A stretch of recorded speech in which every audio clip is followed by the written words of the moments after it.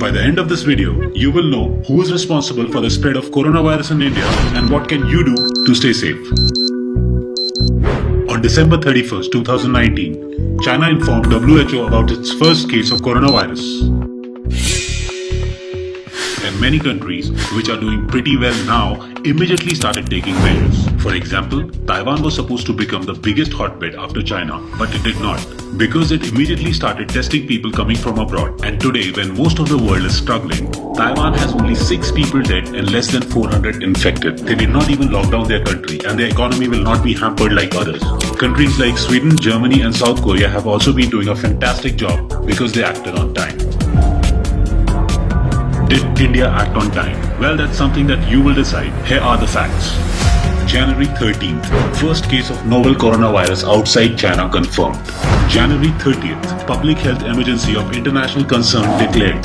February 17th, World Health Organization issues guidance on mass gathering and taking care of ill travelers. February 21st, WHO director warns that the window of opportunity is narrowing. 11th March, WHO characterizes COVID-19 as a pandemic. You did not know this because Indian media kept you busy with other news during that time. But do you remember what was happening in India during January, February and March? India welcomed Trump and over 100,000 people gathered together at the Sardar Patel Stadium on February 24th, that is just 7 days after WHO issued warnings against mass gatherings.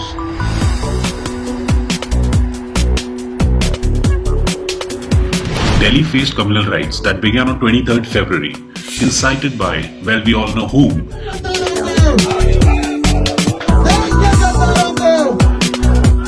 But this started a day after WHO Director General warned that the time to act is now.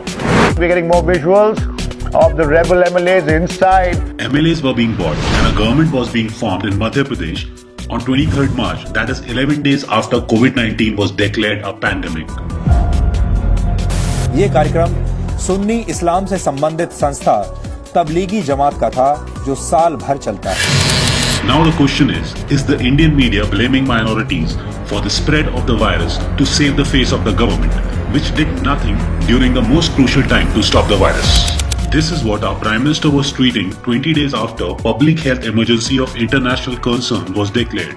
And did you know that as early as February 27th, the World Health Organization had warned about something very important, but India did not stockpile COVID protective equipment for health workers, despite clear WHO guidelines. Instead, this is what Modi ji tweeted one day after the WHO warning. Karnataka के कलबुर्गी में lockdown का सरेआम उल्लंघन किया गया. लोगों ने सिद्धलिंगेश्वर रथ यात्रा में बड़ी संख्या में हिस्सा लिया. It is true that a few sections of different communities are committing stupid acts in India during this pandemic, but the whole community cannot be blamed for actions of a few, especially with the intention of shifting the blame of the failure of the government to those who are uneducated and unaware. कुछ दिन पहले फिलिस्तीन के Gaza में corona virus के 2 मामले सामने आए थे और ये पता लगा कि ये दोनों लोग पाकिस्तान में तबलीगी जमात के कार्यक्रम में हिस्सा लेकर वहां लौटे थे. Indian media is creating a communal divide by blaming minorities for spreading the coronavirus. Isn't it shameful that the executive director of the World Health Organization's health emergency program had to say this for India? Having COVID-19 is not anybody's fault. Every case is a victim and every case needs to be treated with sensitivity as the health workers who treat them. So it's very important that we are not profiling COVID-19 along racial, along religious, along ethnic lines. This is not helpful. But our media continues to propagate hatred against one community even in these trying times, and some celebrities are working overtime to fuel the fire.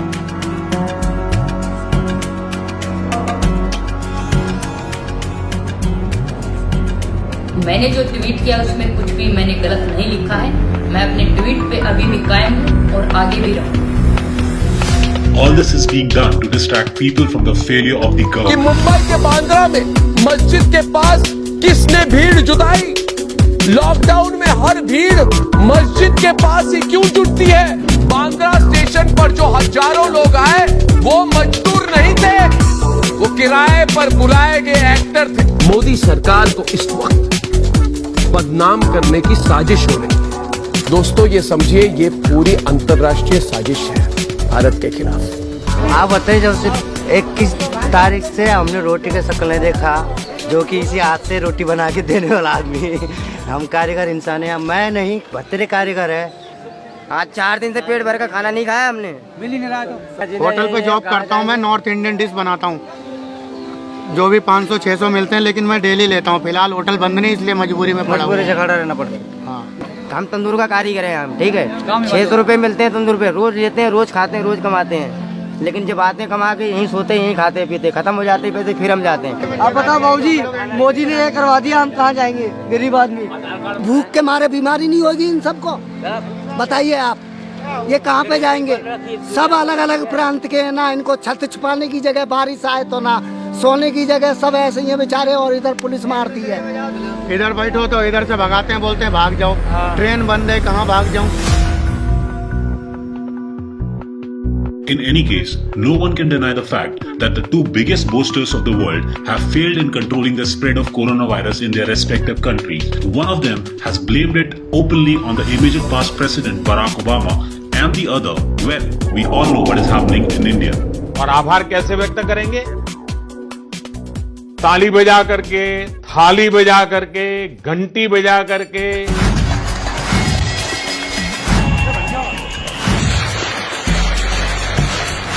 As the privileged class got busy with this stupidity, keeping aside all norms of social distancing, it conveniently forgot about millions of migrant laborers who have got nothing to eat and hundreds of miles to walk.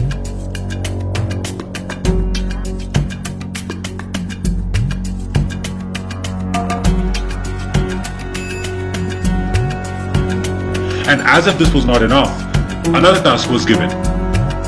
मैं फिर कहूंगा, मोमबत्ती, दिया, torch या mobile की flash light 5 अप्रैल को रात को 9 बजे 9 मिनट तक जरूर जलाएं। गो corona go!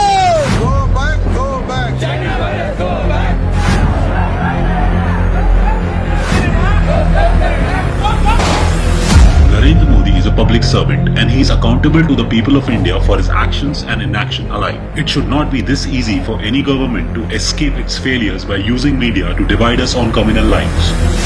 If you desire an honest government that really works for you, you need to work hard to get your facts right and question what is wrong. So stay safe, stay home and stop watching television news because it is sold out to the government.